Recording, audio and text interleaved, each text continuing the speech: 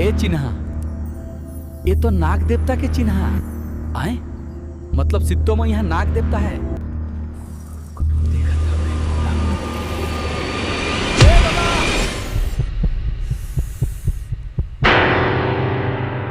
मैं तो सिर्फ देखे पर आया हूं। माफ करते हैं नाग देवता।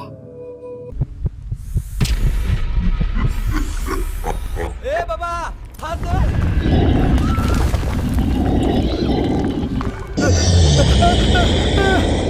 ए बाबा,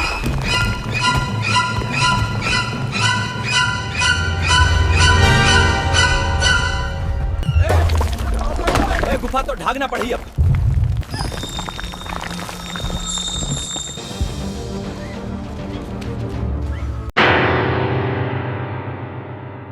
बच गए संगी हो फिर।